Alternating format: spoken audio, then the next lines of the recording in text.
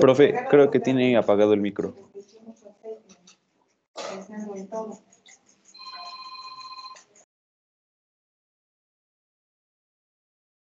Maldición. Ya, ahora sí lo escuchamos. Yes. Podríamos pensar que un alcohol es una modificación de la molécula de agua.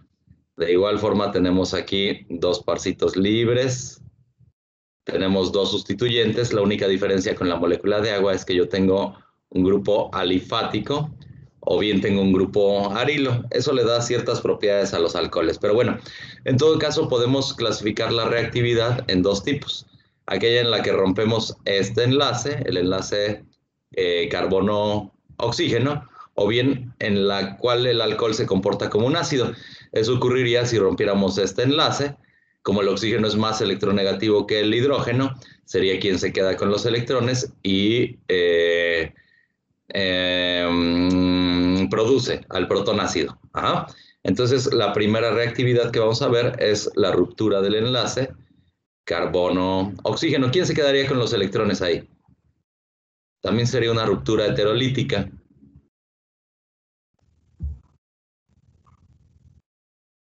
Se los quedaría el oxígeno, ¿no? Entonces estaríamos produciendo un carbocatión en el fragmento orgánico.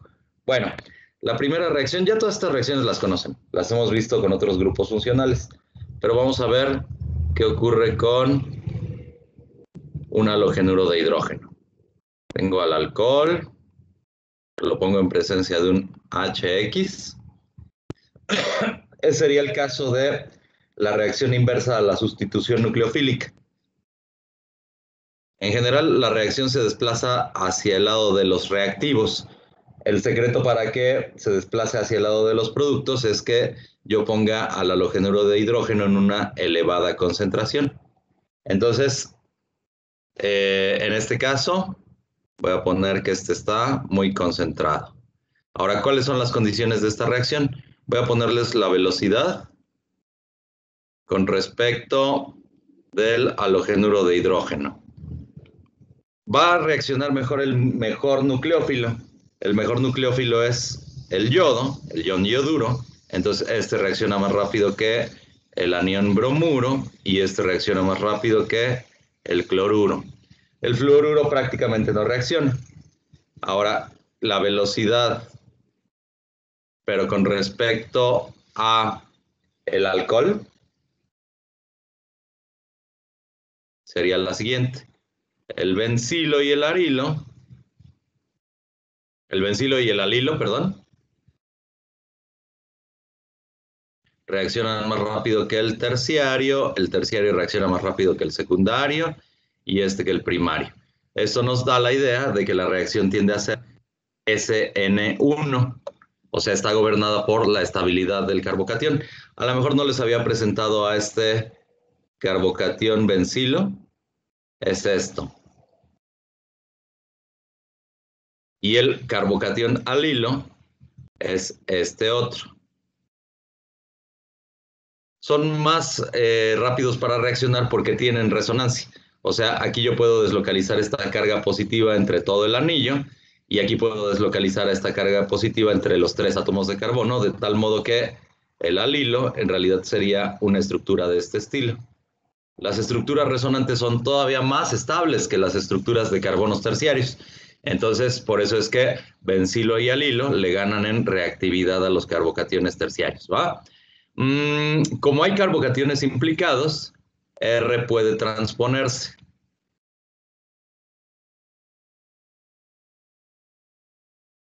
Entonces esa transposición hace que la reacción no sea limpia, que tenga muchos subproductos. Recuerden que la transposición es aquella en la que el carbocatión se estabiliza produciendo un carbocatión más estable. Eso me conduce a otro tipo de productos indeseables. Entonces vamos a poner como ejemplo al alcohol isopropílico. A este lo pongo en presencia de HBr concentrado. El producto de reacción está sencillito. Sería el bromuro de isopropilo. Puedo hacer que la reacción proceda también si tengo las condiciones de reacción. Fíjense, aquí hace falta un protonácido y hace falta un anión bromuro. Entonces, si lo puedo producir al protonácido, la reacción se verifica. ¿Qué les parece que lo produzca con ácido sulfúrico? Y en lugar del HBr puedo tener NaBr, por ejemplo. De aquí de esta disociación me sale el protoncito ácido, de esta otra me sale el anión bromuro más el catión sodio, pero el que necesito es este de aquí, ¿no? Entonces, de cualquier manera, la reacción puede producirse. Otro ejemplo es este. Tengo este alcohol de cadena lineal. Lo puedo poner en presencia de HCl más el cloruro de zinc. Estas son condiciones experimentales. Lo único que hace este cloruro de zinc es producir más del anión que necesito en el medio. Se disocia en dos aniones cloruro. Entonces, si yo tengo mucho de este, es como si tuviera el HCl concentrado. De todos modos, la reacción procede y me conduce al cloruro. Hace falta, en este caso, calentar un poquito a los productos de reacción. En este otro caso tengo el alcohol terbutílico, lo pongo en presencia de HCl concentrado y entonces produciría al cloruro de terbutilo. ¿De acuerdo? O sea, lo único que estamos haciendo ahí es hacer que la reacción no proceda hacia el lado de reactivos, sino hacia el lado de productos, porque lo que es favorecido es que de este lado, este sea el grupo saliente, y si yo tengo al oxidrilo, entonces la reacción se me va para acá, ¿no? Bueno, la forma de hacer que vaya hacia la derecha es tener al cloruro o al halogenuro en general en una elevada concentración. Ok. La segunda reacción es una reacción en la que necesito el halogenuro de la fosfina, PX3. Entonces tengo el alcohol, lo pongo en presencia de PX3 y me conduce al halogenuro. En general, esta es la reacción que se ocupa, debido a, déjenme balancearla, debido a que la reacción anterior en general es poco selectiva por la transposición de los carbocationes. Esto me genera como subproducto H3PO3. Y acuérdense que en este caso X prácticamente se limita a yodo y a bromo, pero en el pizarrón cualquier halógeno funciona. ¿Ah? Como ejemplos, yo creo que está bastante sencillo, ¿no? Le podemos poner, por ejemplo, este. Necesito 3 moléculas, 3 equivalentes químicos. Nada más necesito uno de estos. PBr3. Eso me conduciría a 3 equivalentes o a 3 moles de, en este caso, el bromuro, ¿no? Bromuro de terbutilo más H3PO3.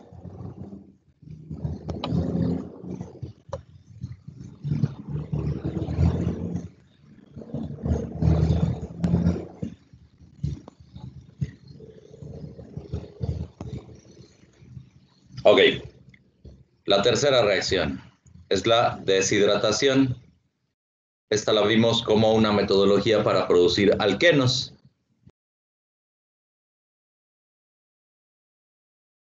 Acuérdense que se llamaba deshidratación porque es como si retiráramos una molécula de agua.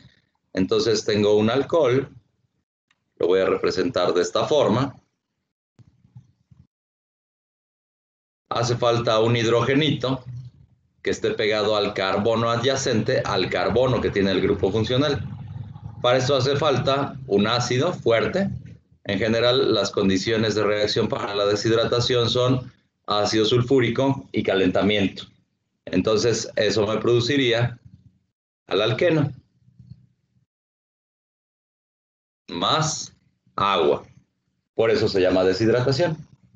De igual forma que pasaba en la reacción 1, R puede transponerse porque la reacción está gobernada por la estabilidad del carbocatión.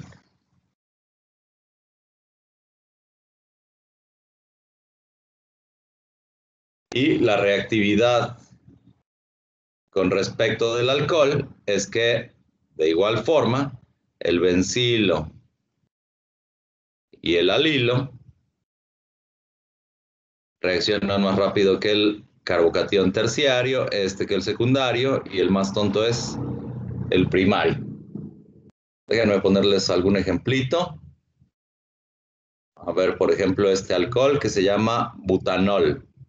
Lo pongo en presencia de ácido sulfúrico y le meto una tatemada. El alqueno que se produce sería este de acá. ¿Y qué pasaría si tuviera este alcohol? Mismas condiciones de reacción. Ahí acuérdense que el alqueno que se produce es el producto Zaitsev. O sea, el doble enlace se va hacia el carbono más sustituido, por lo tanto tendría este compuestito. Ustedes podrían decir que también se produce el producto Hoffman, este de acá, nada más que prácticamente no. El que más se produce es el producto Zaitsev. Esta es otra reacción en la que lo único que vale del ejemplo es la metodología. Es una condición experimental, en este caso no se utiliza el ácido sulfúrico, se utiliza alúmina, es una reacción catalítica y la temperatura para que ocurra es de 250 grados Celsius. También se obtiene la eliminación. Entonces, aquí estaría este compuestito. A ver, y si les pongo este otro ejemplo.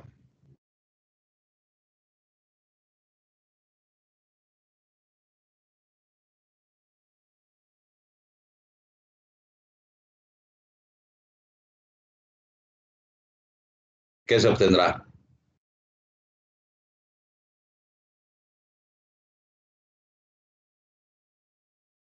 En este caso no existe el producto Zaitsev. ¿Por qué? Porque si yo mandara el doble enlace hacia el anillo aromático, estaría generando carbonos pentavalentes. Entonces la única posibilidad es que se forme este alqueno de acá. Bueno, esas son las reacciones en las que rompí el enlace carbono-oxígeno. ¿Qué pasará si rompo el enlace carbono-hidrógeno?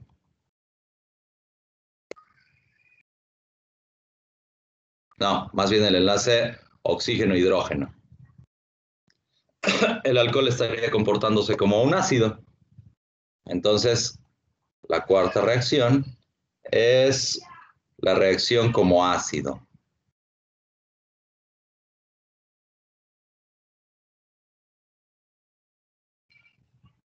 Esta reacción la tienen entre cualquier ácido y un metal muy electropositivo. Tengo al alcohol, tengo un metal, y entonces se genera el anión alcóxido, se forma la sal del alcóxido metálico, que sería RO negativo, M positivo, más un medio de hidrógeno. Es una forma de producir hidrógeno. No es una forma rentable para producir al hidrógeno. ¿Por qué? Por este metal de acá. Como les había dicho, el metal tiene que ser un metal muy electropositivo. Puede ser, por ejemplo, sodio, puede ser potasio, puede ser aluminio, puede ser zinc. Ajá. Estos metales no se encuentran libres en la naturaleza, se encuentran como sales, como óxidos. Entonces, para purificarlos y utilizarlos para esta reaccioncita, yo necesitaría primero convertirlos, reducirlos a su estado metálico. Entonces, en ese proceso yo siempre me voy a gastar más energía de la que pueda sacar utilizando al hidrógeno como un combustible. Entonces, en este caso, el balance energético es desfavorable, por eso esta reacción no me sirve para producir hidrógeno. ¿Ah? Es la misma reacción que ven en algunos ácidos. Por ejemplo, en la secundaria, a lo mejor ustedes hicieron la práctica de laboratorio con la maestra Lupita, en la que ponían HCl. Este venía casi siempre del ácido muriático que compraban en la tlapalería y lo ponían en presencia de aluminio. El aluminio lo sacaban de una lata de refresco o algo así. Entonces, de esta reacción se produciría el cloruro del aluminio más el hidrógeno molecular. Es lo mismo, o sea, lo que necesito es este protoncito ácido que viene del alcohol o que viene del ácido. Entonces vamos a poner como ejemplo esta reacción. El alcohol isopropílico lo pongo en presencia de potasio metálico. Voy a generar al anión isopropóxido. Este sería negativo. El potasio se asocia como un contraión. La sal se llamaría isopropóxido de potasio y estaría generando hidrógeno molecular. ¿Qué pasará si en lugar de potasio le pongo un metal divalente, como el magnesio? La reacción se vuelve un poco endotérmica, pero como el magnesio es divalente, tendría más o menos lo mismo. Este se enlaza al magnesio, que tiene una carga 2+, entonces necesito otro de estos. Ese sería el isopropóxido de magnesio. Y si le pusiera un metal trivalente, por ejemplo el aluminio, entonces estaría teniendo ahora que son 3 isopropóxidos los que se asocian. Habría uno de este lado, otro de este otro lado y un tercero. En ambos casos estaría produciendo hidrógeno molecular. No estoy balanceando la reacción. Depende de cuál sea la valencia del metal, es el tipo de número de coordinación que tengo alrededor de él. Ok, la quinta reacción es una formación de ésteres. Recuerden que un éster es un grupo funcional de este estilo. Entonces también los puedo formar con los alcoholes. Por ejemplo, si tengo etanol y lo pongo en presencia de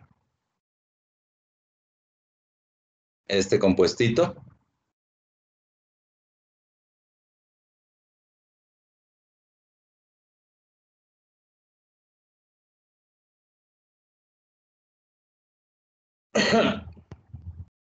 esto ocurre en presencia de una base.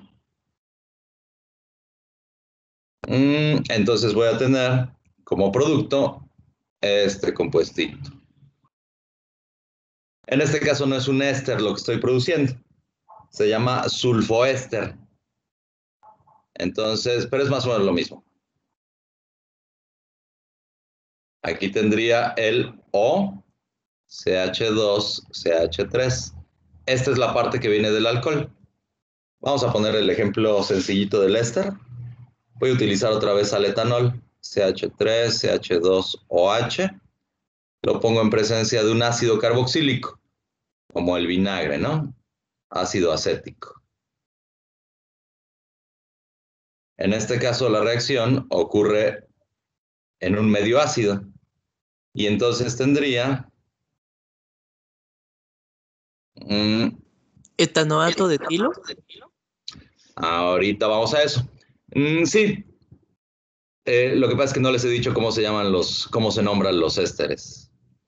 CH3CO o CH2, CH3. Como dice su compañero Alfonso, un éster se llama fulanoato de menganoilo. Entonces, esta parte viene del ácido acético, se llama acetato. Ese es un nombre trivial. El nombre correcto sería etanoato.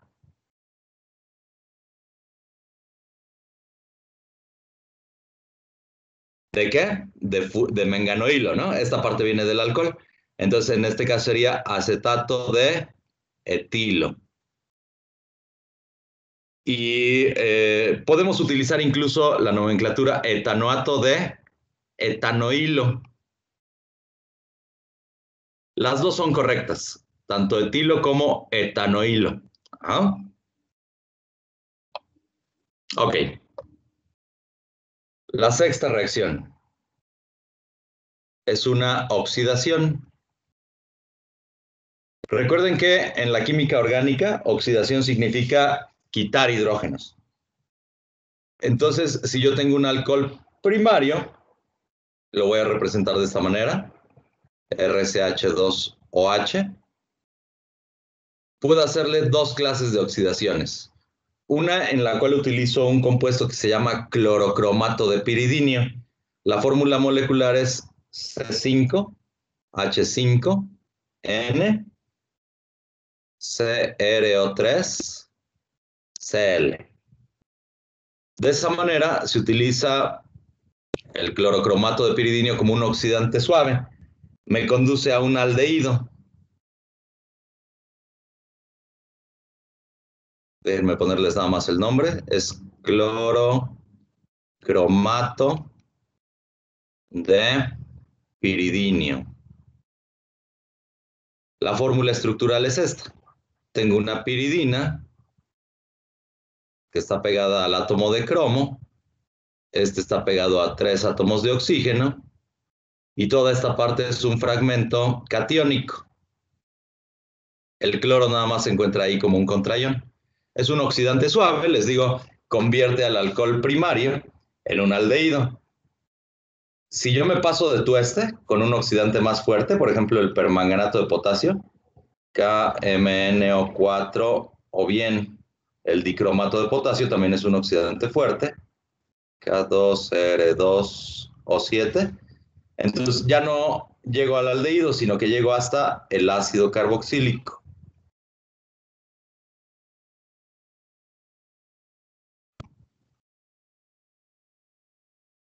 Lo que pasa es que en la ruta de oxidación, yo podría decir que tengo al alcohol. Si oxido suavemente, llego al aldehído. Y si oxido al aldehído, llego al ácido carboxílico. Y de igual forma, puedo oxidar con un oxidante fuerte y llego desde el alcohol directo hasta el ácido carboxílico. Sería la segunda reacción que vimos. Y de la misma manera, puedo reducir. Puedo partir del ácido carboxílico, ocupo un reductor suave y llego al aldehído. El aldehído lo puedo reducir y llego al alcohol.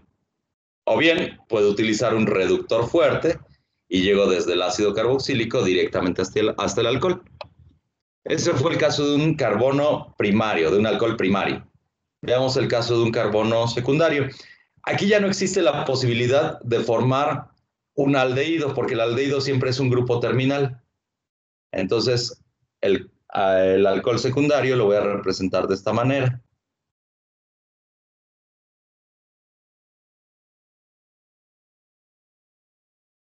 Puedo utilizar cualquier clase de oxidante. En general lo que se ocupa es dicromato de potasio. Óxido de cromo también funciona. Y de esa manera llegaría a una acetona.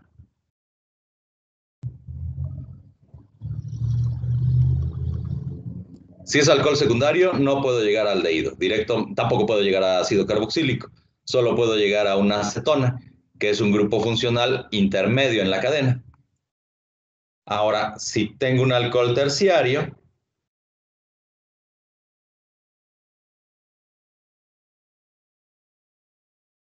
¿qué pasará? No puedo llegar ni al aldehído ni cetona. Puedo utilizar el oxidante más fuerte que quiera, por ejemplo el permanganato de potasio, y la reacción no procede. Déjenme ponerles un ejemplito. A ver, ciclohexanol. Lo pongo en presencia del óxido de cromo. ¿Qué se obtiene? Sería una cetona. Exacto. Se llamaría en este caso ciclohexanona. A ver, ¿y si tengo al ácido fórmico? No. Si tengo al metanol, CH3OH, y lo pongo en presencia del clorocromato de piridinio. ¿Un aldehído? Uh-huh. ¿Metanal? Metanal. Este es el aldehído que se forma. Le estoy retirando un hidrógeno al átomo de carbono, o sea, lo estoy oxidando. Por cierto que el nombre correcto del metanal es metanal y el nombre trivial es formaldehído. También se conoce como formol.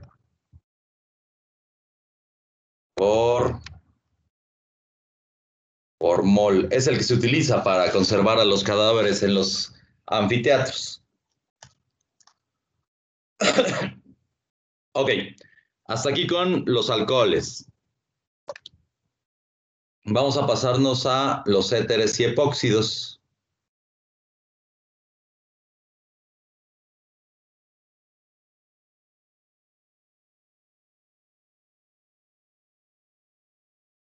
Los éteres también son una modificación de la molécula de agua. Siguen teniendo una hibridación sp3 en el átomo de oxígeno, nada más que ahora tengo que los dos sustituyentes son grupos alquílicos. A diferencia de los alcoholes y el agua, los éteres tienen puntos de ebullición muy bajos. De hecho, recuerden que el agua es un compuesto que tiene un punto de ebullición anómalamente alto. Ebulle a 100 grados Celsius, ¿no? Su temperatura de ebullición es de 100 grados Celsius. Mientras que la temperatura de ebullición del metanol y del etanol, ahí se van. Por ejemplo, el etanol y el metanol, los dos andan con temperaturas de ebullición de por ahí de 60, 70 grados Celsius. Y el éter de menor complejidad sería el dimetiléter, CH3 o CH3. Este es más o menos raro. El más común de todos es el dietiléter. También se conoce como éter sulfúrico. Este tiene un punto de ebullición de 25 grados Celsius.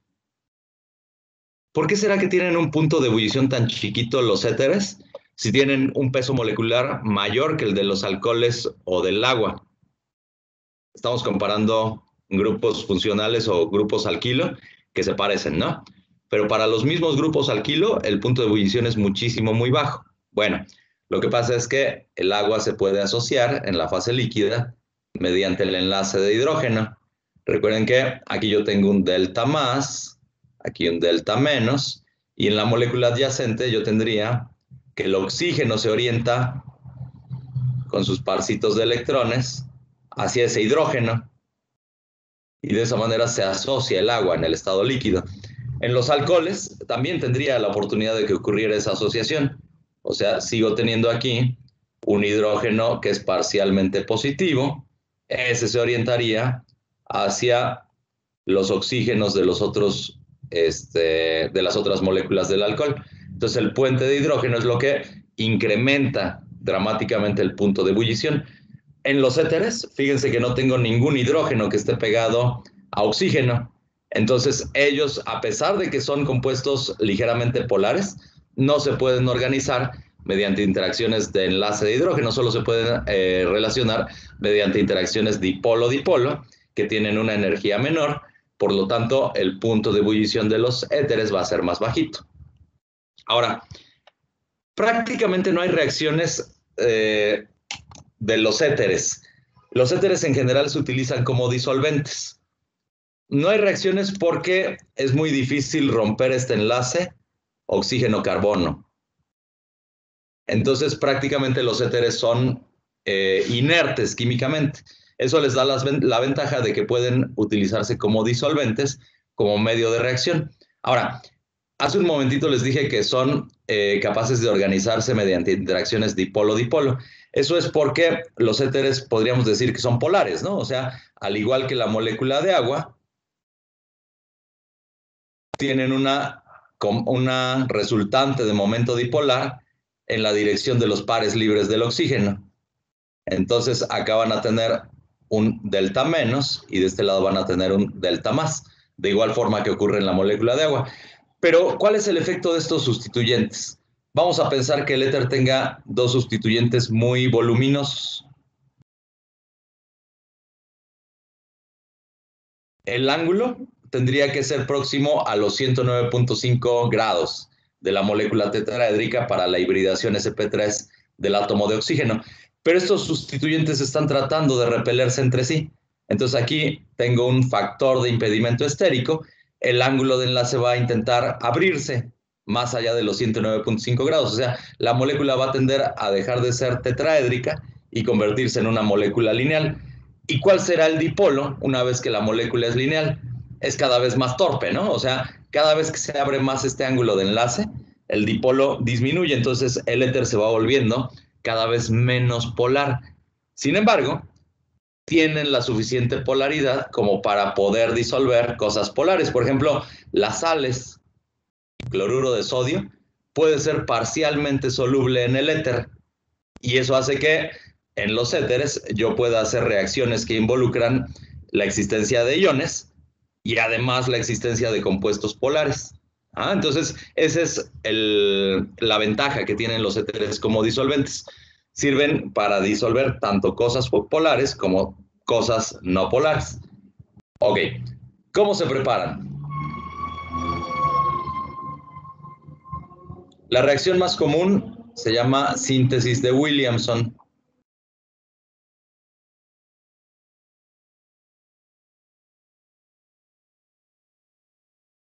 Tiene un inconveniente. Ahorita les platico cuál es. Necesito un halogenuro de alquilo y necesito un alcóxido, un R' O menos M más. Y de esa manera yo obtendría el éter, sería R O R'. Vamos a analizar por qué. En el halogenuro de alquilo, el halógeno es quien tiene el delta menos y el carbono tiende a ser un carbocatión. Si analizamos nosotros este enlace, veríamos que el oxígeno es negativo y el metal es positivo. La química, recuerden, es unir lo negativo con lo positivo. Entonces, este oxígeno que es negativo se une con este carbono que es positivo y se me produce el éter. ¿Quién sería el subproducto? Sería lo positivo de este lado con lo negativo de este otro. Sería una sal, simplemente. MX, México, ¿no? Les decía, tiene una desventaja la reacción. La desventaja es que esta R prácticamente se limita a carbonos primarios.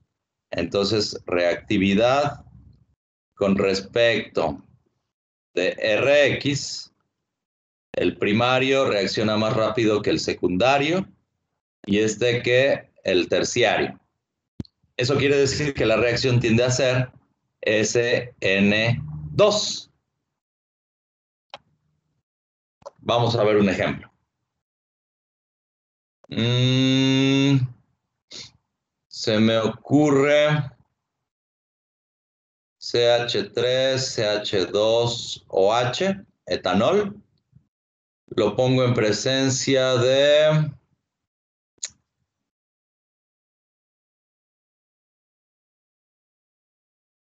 ¿de quién? De CH3ONA, metóxido de sodio. El éter que se forma, como tiene dos bracitos diferentes, CH3O, CH2, CH3, se llama etil-metil-éter. ¿Y quién sería el subproducto? Sería, perdón, aquí me equivoqué en el reactivo, no es un alcohol, tiene que ser un halogenuro de alquilo. Entonces aquí tengo un cloro, el subproducto sería sal, NaCl.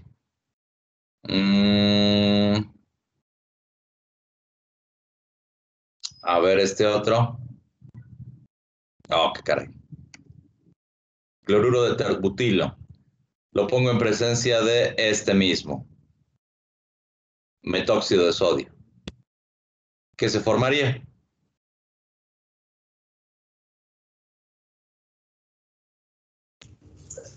Terbutil, metil, éter.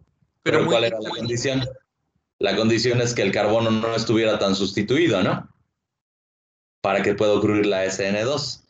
Su compañero tiene razón, o sea, si lo pusiéramos en términos de que se produce un éter, sería este, ¿no? Sin embargo, la reacción no procede así. ¿Qué clase de base es esta? Es una base muy fuerte, ¿no? ¿Qué pasaba entre las bases fuertes y los halogenuros de alquilo? Lo que pasaba es que se generaba un alqueno. En realidad, el producto de reacción es este. Es el producto de la eliminación. Por eso les digo, la desventaja está en este carbono. Si no es un carbono primario, la reacción fácilmente se va hacia el alqueno, hacia el producto de la eliminación. ¿Por qué? Porque el alcóxido siempre va a ser una base fuerte. Recuerdan que la condición para distinguir entre eliminación y sustitución nucleofílica era la fuerza de la base, ¿no? Entonces, si siempre tenemos una base fuerte, lo más seguro es que la reacción se nos vaya hacia la eliminación. Ok. La segunda reacción se llama alcoximercuración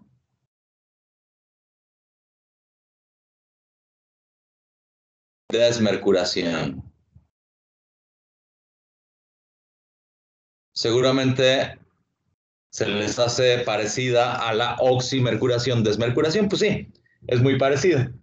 Tengo un alqueno.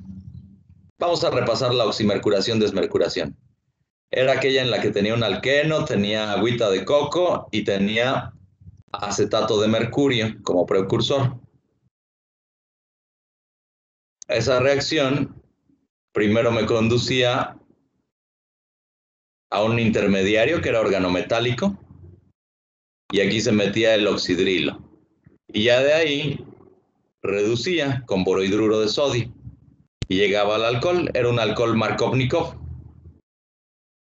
Con la alcoximercuración desmercuración pasa exactamente lo mismo.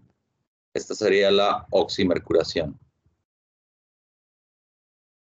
La única diferencia es que ya no tengo que la reacción se promueva con agua, sino que necesito un alcohol. El precursor es muy parecido al acetato de mercurio, nada más que en lugar de tener hidrógenos en estos acetatos, tengo flúors. El compuesto sería este. Es el trifluoroacetato de mercurio.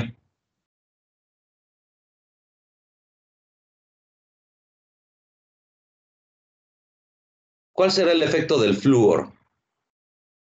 El flúor está jalando densidad electrónica. Está haciendo que ese mercurio se convierta a un ácido de Lewis más fuerte. ¿Por qué? Necesito que haya mucho efecto inductivo aquí. Porque el alcohol es un nucleófilo más torpe que el agua. Entonces necesito que si se quiere pegar tenga un efecto inductivo muchísimo más pronunciado. El intermediario de reacción se parecería mucho al de la oximercuración.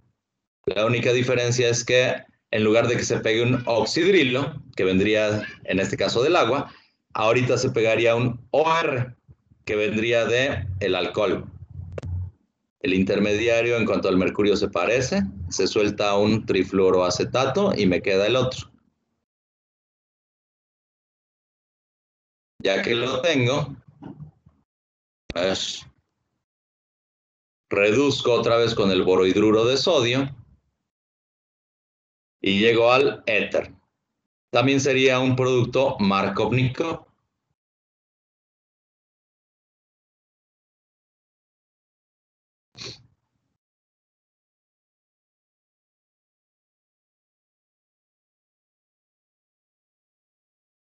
Déjenme ponerles un ejemplito.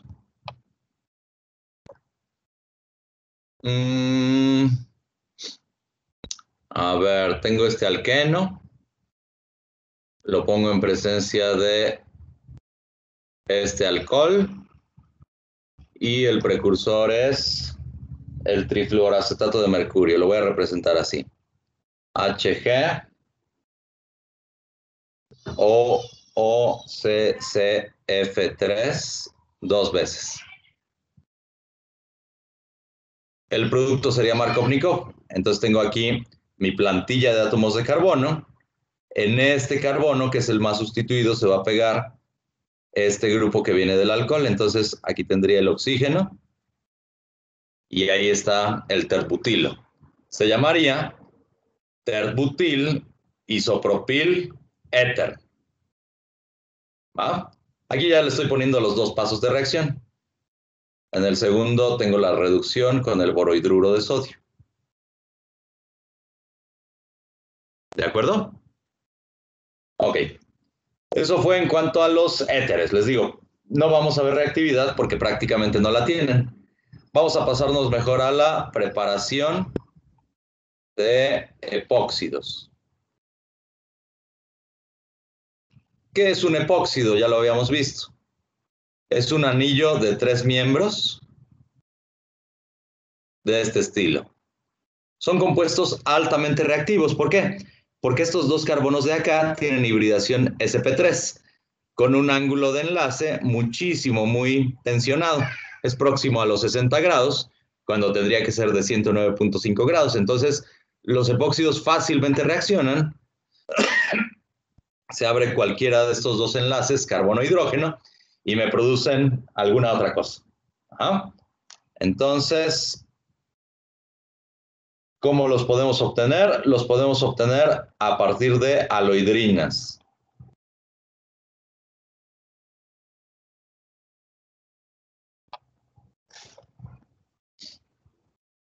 Recuerden que las alohidrinas se obtenían a partir de alquenos.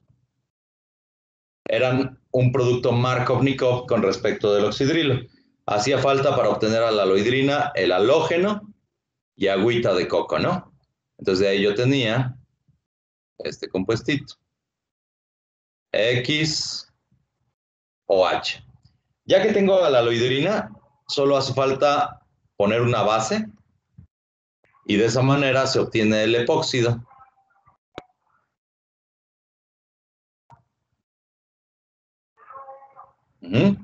Más X menos más agua como subproductos. Entonces, a ver, por ejemplo, yo les pongo a este mismo compuesto, lo pongo primero en presencia de cloro y agua. Se obtiene la alohidrina, recuerden que es Markovnikov con respecto del OH. Entonces, aquí me queda el oxidrilo, acá me queda el cloro. Y ahora le pongo una base, NaOH. Entonces se obtiene el epóxido, en este caso sería el epóxido. ¿Y quiénes son los subproductos? Tendría agua más NaCl. ¿De acuerdo? Esa es una forma de reducir. La otra ya la conocimos también. Se llama peroxidación del enlace doble carbono-carbono. Tengo al alqueno. Lo puedo hacer de dos formas. Lo puedo poner en presencia de este ácido que se llama ácido peroxibenzoico. No es lo mismo que el ácido benzoico. Tiene este puente, el puente peroxo. ¿Ah? O también se puede utilizar al ácido peroxifórmico. De esa manera se obtendría el epóxido y el subproducto sería el ácido benzoico.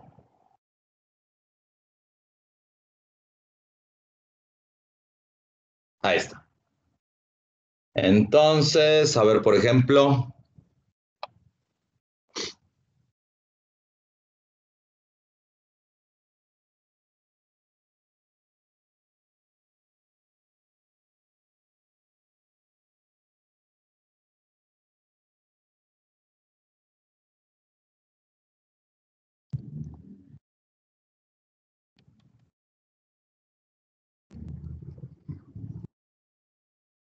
es el doble enlace carbono-carbono el que se peroxida. Entonces, aquí es donde se obtendría el anillo del epóxido. De la misma manera, si parto, por ejemplo, del ciclohexeno,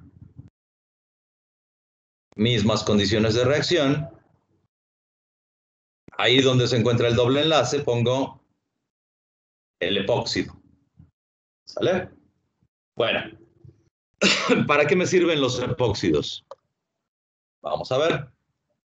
Entonces, reactividad de epóxidos.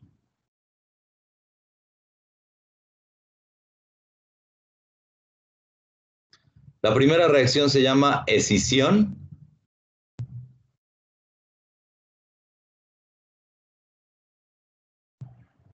Escisión catalizada por ácidos.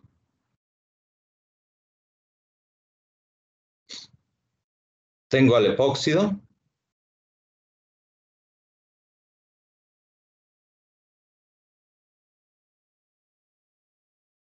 Lo pongo en presencia de un protonácido.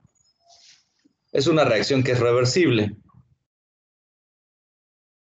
Entonces, el ácido, ¿a quién estaría buscando el protonácido? Este oxígeno tiene dos parcitos de electrones. Entonces, ataca uno de ellos.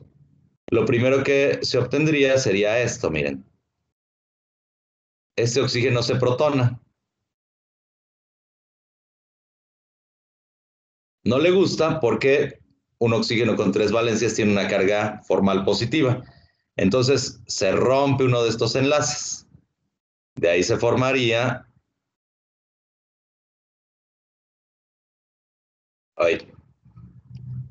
el carbono con lo que ya traía y este me quedaría como un OH.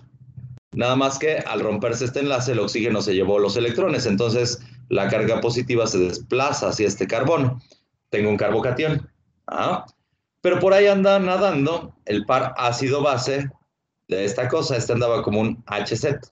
Entonces por ahí anda un Z negativo. Ese se encuentra con el carbocatión, se une a él y ahora tendría esto de acá. Z quedó ahí y el oxidrilo queda acá. Entonces depende quién sea Z, es el tipo de compuesto que se forma. De hecho, esta sería la reacción reversible de la formación de un epóxido a partir de una aloidrina. Veamos, por ejemplo, esto. Etanol. Lo pongo en presencia de este que se llama óxido de etileno. Y a esto le pongo el protoncito ácido. Necesito acidificar la solución. Veamos. Este ataca aquí, se abre este enlace y después cuando tengo ahí la parte positiva, este la atacaría, ¿no? Entonces me quedaría aquí un oxidrilo, aquí también tengo un CH2 y aquí quedaría la parte del alcohol. Es una molécula que tiene dos grupos funcionales. Por un lado va a ser un éter y por otro lado va a ser un alcohol. A ver, este otro es muy parecido. Fenol más óxido de etileno otra vez. En medio ácido. El compuesto que se formaría sería prácticamente idéntico a este. La única diferencia sería este bracito. Entonces ahora tendría CH2, CH2, OH, y este bracito sería el fenóxido. Ahí está. A ver, si le pongo de entrada un ácido, HBr más óxido de etileno. Otra vez, este protón ataca aquí, se abre este enlace, este ataca aquí. Entonces me quedaría justamente la aloidrina. Por eso les decía, es la reacción reversible. Bueno, esa fue la decisión catalizada por ácidos. Ahora les voy a presentar la escisión catalizada por bases. Voy a poner esto de catalizada entre comillas, ahorita van a ver por qué. Tengo un epóxido.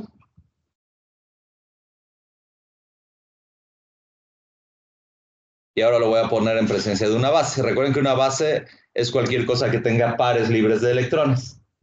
Entonces, ¿por qué ataca la base al epóxido? Porque el oxígeno es un centro de carga negativo y estos dos átomos de carbono se están repartiendo la carga positiva. Entonces, este que tiene un par de electrones busca centros de carga positivos. Ataca entonces a cualquiera de estos dos carbonos. Veamos. Se pega la Z. Vamos a suponer que se pega en este carbono. Y ahí se abre este enlace. Entonces tendría un oxígeno negativo. ¿Ah? Es un compuesto iónico el que se está formando. Necesito neutralizar la carga. Para eso puedo poner un ácido, HZ. Entonces me quedaría este otro compuestito. Ahí sigue la Z, los dos bracitos que ya estaban, y acá me quedaría un OH. Vamos a ver un ejemplo.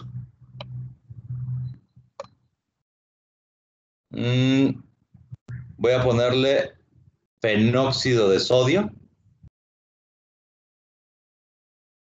al óxido de etileno.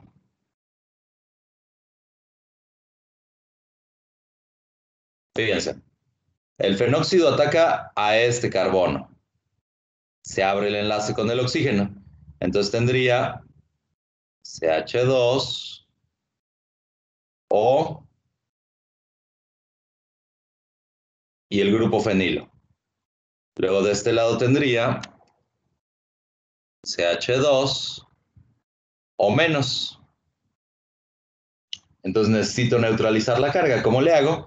Puedo ponerle, por ejemplo, HCl, que se produciría lo mismo.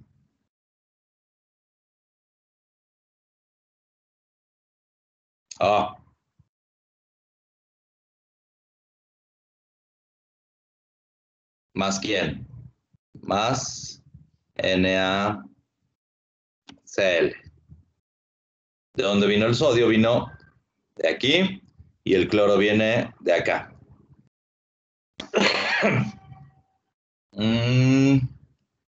A ver, les voy a cambiar ligeramente ese ejemplo. ¿Qué les parece que como base tenga esto, metóxido de sodio, pero al que voy a cambiar es al epóxido? Le voy a poner una ramita más. Le voy a poner aquí un grupo metilo. Ok. La pregunta es, ¿cuál es el carbono que ataca a la base? ¿Es este de acá o este de acá? Planteada en otros términos, la pregunta sería, ¿cuál de estos dos carbonos es un mejor carbocatión? Aquel que tenga más sustituyentes, ¿no? Ese puede acomodar mejor el delta más. Entonces, sería en realidad sobre este átomo de carbono, sobre quien se lleva a cabo el ataque nucleofílico. Entonces, tendría que ataca aquí el CH3O, se abre este enlace con el oxígeno, acá tendría un O menos, y neutralizo la carga, otra vez, por ejemplo, con un HCl, entonces tendría CH3O, CH2OH más NaCl. Déjenme ponerle aquí esto para que no se complique la notación. Esto lo voy a poner mejor como un CH. ¿De acuerdo? Ahí está. Ok, ¿qué les parece si pongo una base de Lewis del estilo del amoníaco?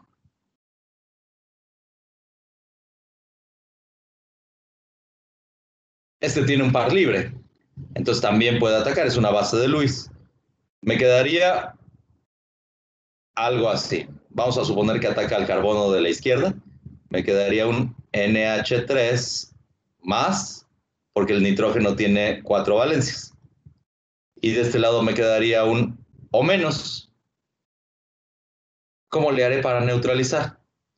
¿qué les parece si se lleva a cabo la reacción intramolecular? O sea, este que es positivo puede mandar uno de los hidrógenos para acá y de esa manera la molécula se neutraliza. Me quedaría NH2 OH. Este tipo de moléculas que tienen dentro la carga positiva y la negativa se llaman zweiterions.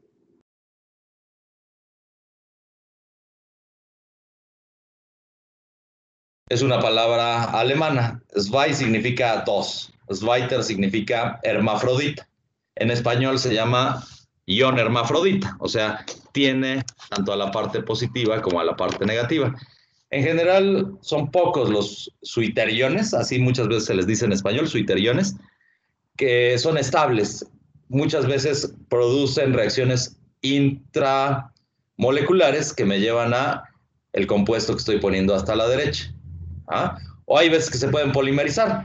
De hecho, el enlace peptídico en las proteínas podríamos pensar que polimeriza gracias a una interacción de este estilo. De un lado tengo una parte amina, del otro lado tengo una parte ácida, entonces puedo formar un fragmento positivo y negativo y de esa manera se va formando la proteína. Se une siempre la parte de la amina con la parte del ácido carboxílico. ¿De acuerdo? Ok, la tercera reacción. Es una reacción que involucra reactivos de Grignard.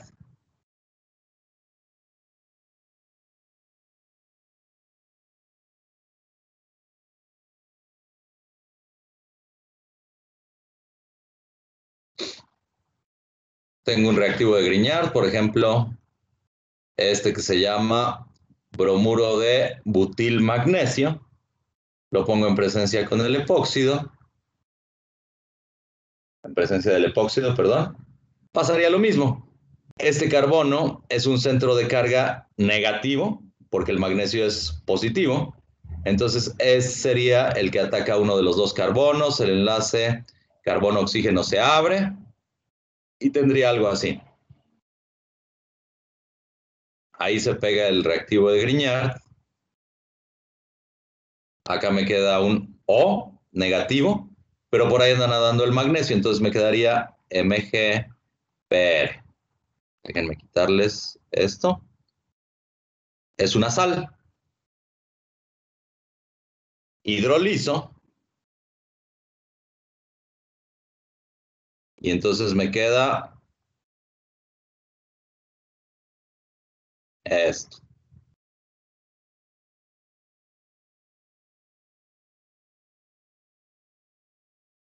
Ah, perdón, aquí me equivoqué de manera garrafal. Este no es un puente con el oxígeno, porque es el carbono quien es negativo. Entonces, es el carbono quien se pega directamente a esto. Es una estrategia para hacer alcoholes.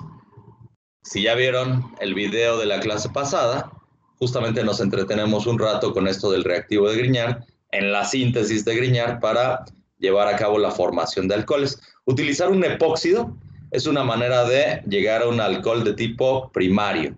Por supuesto, depende del epóxido que utilicemos. En general, el más común de todos es este de aquí, el óxido de etileno. Entonces, si lo que queremos es hacer un alcohol primario y además un alcohol que tenga dos carbonos más en la cadena, muchas veces se utiliza el epóxido en la síntesis de Grignard. A ver, por ejemplo, este otro. El reactivo de Grignard es este. Bromuro de fenilmagnesio. El epóxido nuevamente es este. Entonces, este ataca a un lado, se abre el enlace, me quedaría un O negativo y de este lado se pega el fenil. Hidrolizo.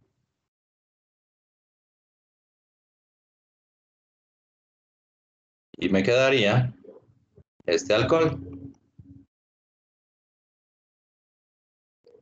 En su tercera guía de estudios hay varios problemas de este estilo. Estar llevando a cabo la síntesis de Grignard para obtener cierto alcohol que les dicen.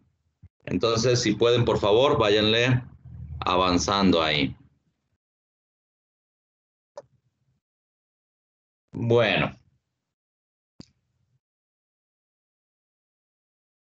vamos a tomamos 5 minutitos de receso y regresamos. ¿Estaría bien? Sí, pero Bueno, porque ya se me están durmiendo. Y yo también. Nos vemos a las 11:07, ¿va? Va, profe.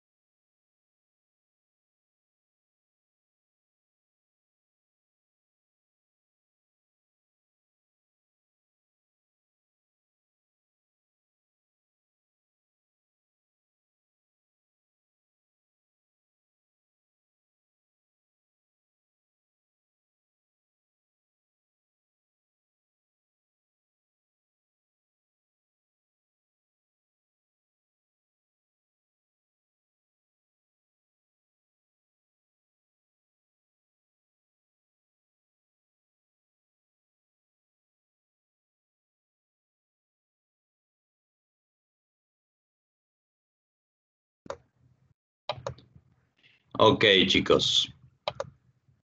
Déjenme un fármaco que quiero mostrarles.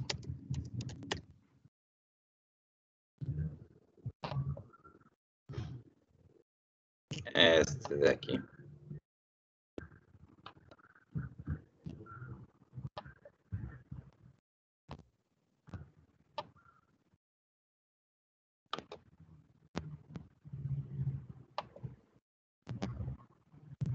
Este fármaco se llama nonactina.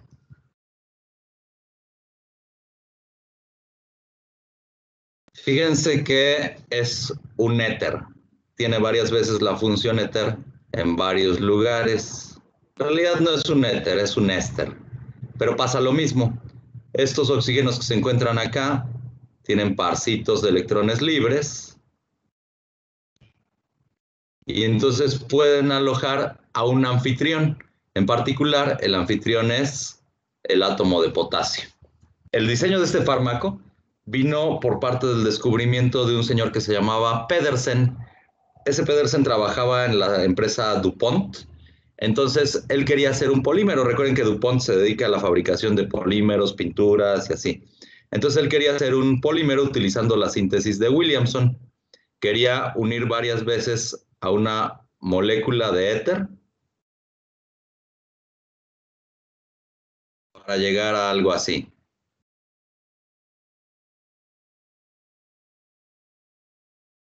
Esto podría tener alguna aplicación industrial. Acá se propaga la cadena, ¿no?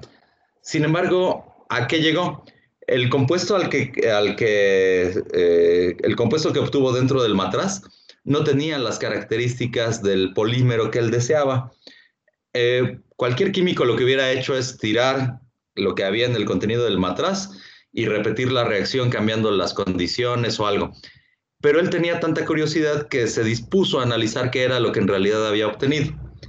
Y lo que obtuvo fue esto. Obtuvo un arreglo cíclico.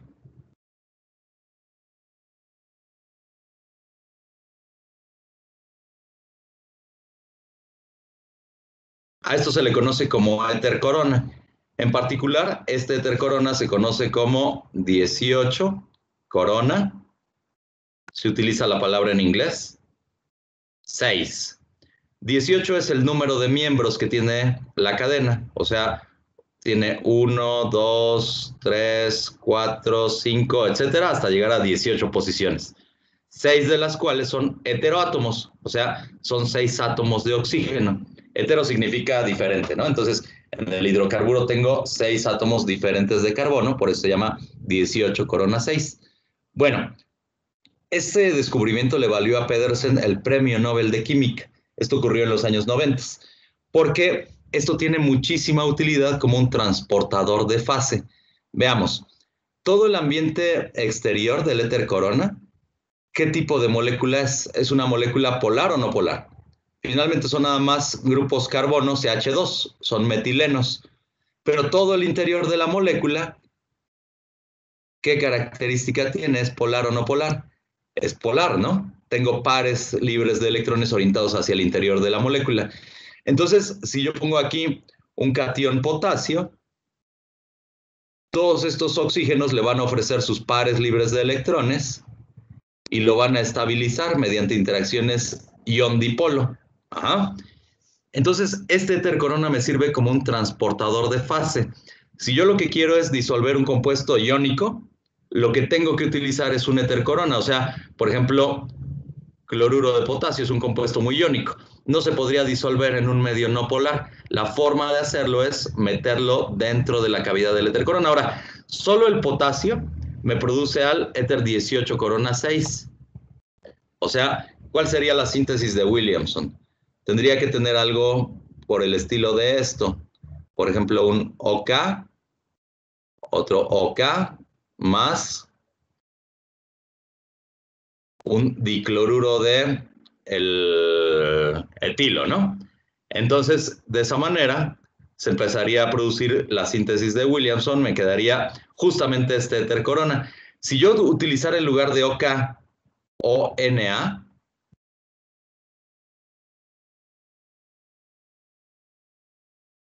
no se produce el éter 18 corona 6, se produce el éter 18 corona 5, o sea, no es 18 corona 5. Ahorita vemos cuál es. Es el 15 corona 5. ¿A qué se debe?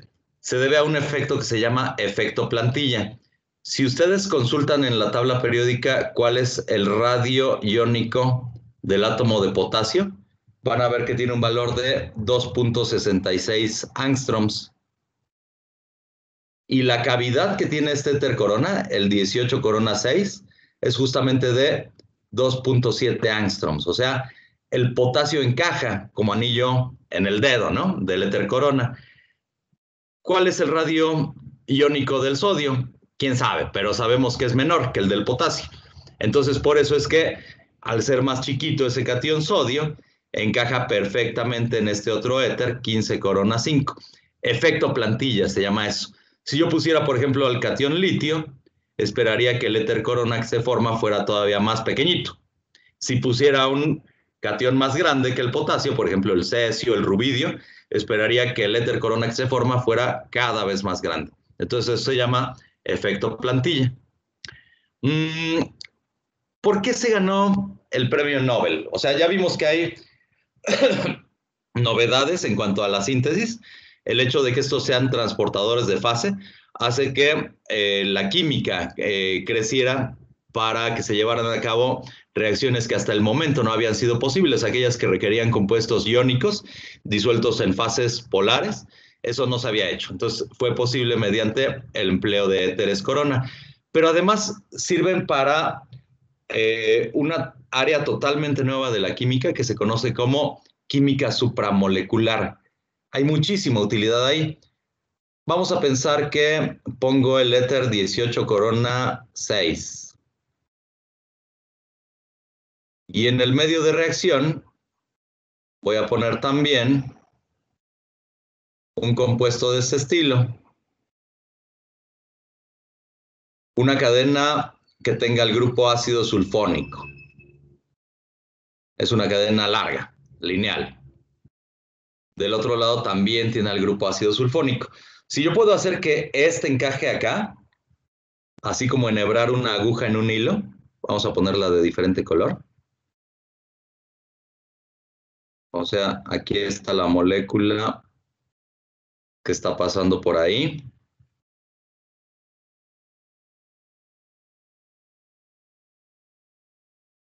Voy a poner que este enlace se encuentra hacia adelante. Entonces es como si se enhebrara una aguja en un hilo. ¿Qué pasa si el éter corona, por la repulsión que tiene con esta cadena hidrocarbonada, se quiere desplazar hacia este lado de la molécula? Se encuentra con los pares libres de electrones que tienen todos estos átomos de oxígeno. Entonces, estos la empujan otra vez hacia el otro lado. Llega hacia el otro extremo de la cadena y se encuentra con estos pares libres de los oxígenos. Entonces, todo el tiempo está bailando la molécula. Eso sería algo así como la actividad de un pistón. Ajá. Y además, podría ser que este éter corona, en lugar de estar sufriendo ese movimiento como de pistón, esté girando. Eso sería algo así como el movimiento de la flecha de un motor. Ajá. Entonces ahí tengo una máquina molecular. ¿Qué es una máquina a nivel macroscópico? Una máquina es el ensamble de máquinas simples, ¿no? Plano inclinado, tornillo, polea, etcétera. Todas esas máquinas simples yo las podría diseñar a nivel molecular. Entonces, si las puedo ensamblar, puedo tener una máquina molecular. Serían algo así como los nanobots que había planteado Isaac Asimov en su novela de Yo Robot, ¿no? Entonces, esos nanobots, esas máquinas moleculares podrían estar llevando a cabo un trabajo. Por ejemplo, un trabajo en la medicina sería algo que atacara selectivamente a un virus, algo por el estilo, que construyera estructura, por ejemplo, para regenerar estructura ósea, lo que fuera, ¿no? Ese sería el empleo de una máquina molecular. Es una ciencia, la química supramolecular, que apenas está en pañales. Yo esperaría que los primeros grandes adelantos los tengamos como dentro de unos 50 años. Ya han sido capaces algunos químicos de llevar a cabo unas construcciones bastante ingeniosas. Por ejemplo, un cable molecular. Un cable sería aquel que tiene una parte conductora en el interior y está rodeado de una parte aislante, ¿no? Eso podría ser muy útil para la construcción de dispositivos cada vez más miniaturizados, ¿no? Entonces ya fueron capaces de construir esto. Hay un automóvil a nivel molecular. Déjenme ver, déjenme buscar aquí la imagen. Esto fue otro premio Nobel, apenas se le dio, creo que en el año de 2016 o 2017. Fue parte de un equipo de investigación, se llama Sauvage, el investigador principal. Él hizo un carro molecular.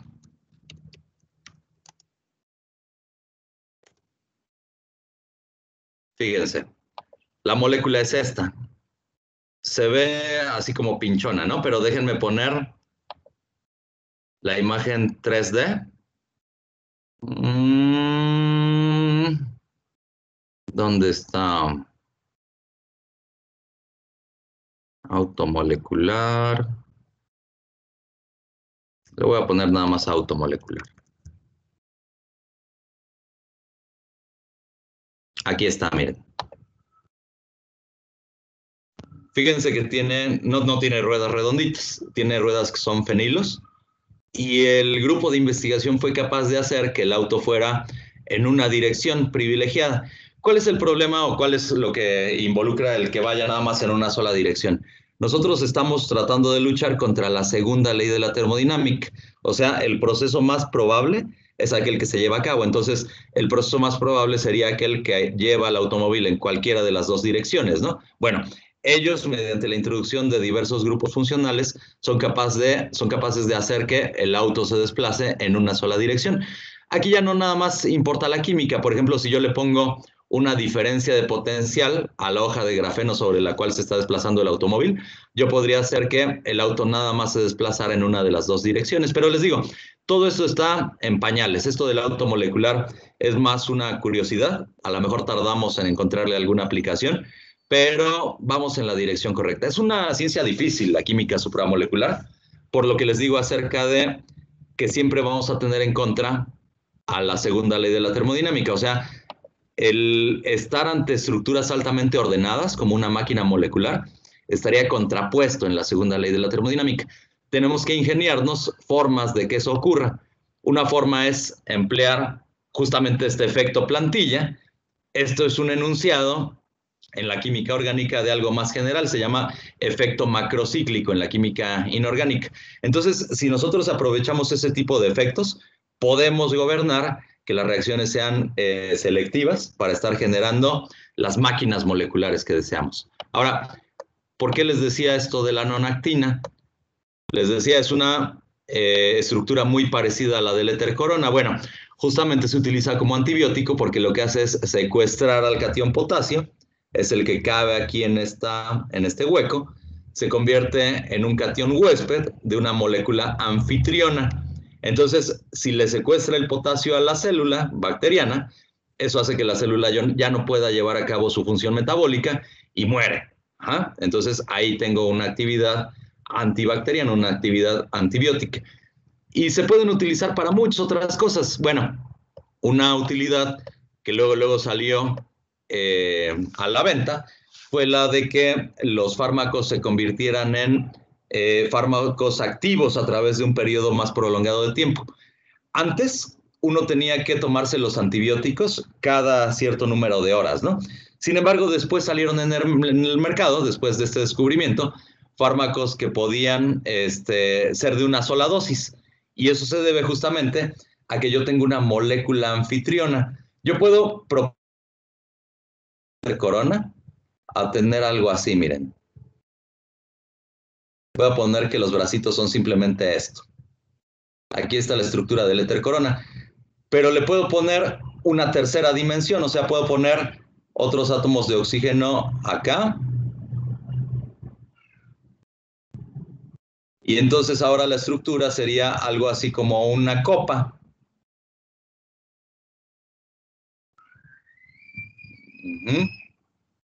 Esta estructura se llama calixareno. Cáliz significa cáliz, ¿no? Y cáliz es una copa. Y además puedo cerrar a la estructura. Si le pongo una tapa, ahora se convierte en una estructura que se llama calabacita. Acuérdense que las calabazas son cucurbitáceas, entonces esas estructuras se llaman cucurbit. Otra vez es en inglés. Pero bueno, la puedo estar tapando y destapando y dentro puedo meterle, por ejemplo, el fármaco. Aquí adentro le pongo como molécula huésped un antibiótico, por ejemplo. Es un fármaco de liberación prolongada. Me tomo la píldora que contiene a la molécula huésped y la molécula anfitriona y conforme se alcance el pH que hace falta para que la molécula anfitriona se rompa, se va a ir liberando el antibiótico de forma prolongada. Entonces ya no necesito estarme medicando a cada rato, ya nada más hace falta que yo tenga una sola dosis y en todo el tiempo, 24 horas por ejemplo, voy a tener una concentración constante del fármaco dentro del torrente sanguíneo. Entonces esa es una utilidad medicinal pues que luego salió, ¿no? Pero utilidades más,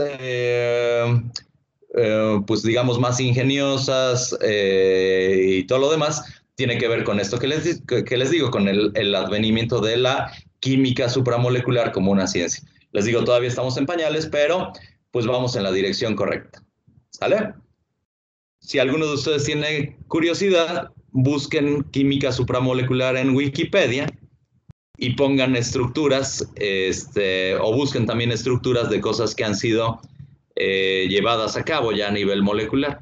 Se van a dar cuenta de que es una ciencia que tiene muchísimos miles de publicaciones cada año.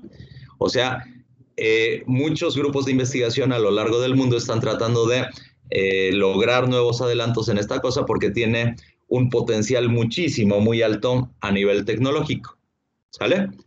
No lo vamos a ver más que estas cuantas palabras que les dije, pero créanme que es algo que tiene muchísimo potencial. O sea, yo creo que mucho del futuro tecnológico que vamos a ver en las siguientes décadas va a tener que ver con el advenimiento de nuevas máquinas moleculares. Bueno, vamos a dejarle aquí, chicos. La siguiente clase empezamos a ver aldehídos y cetonas, a menos que alguno de ustedes tenga dudas. ¿Todo bien? Dormidos, ¿verdad? Todo bien, Todo papá. bien. No, Ok. Bueno, traten por favor de ponerse en contacto con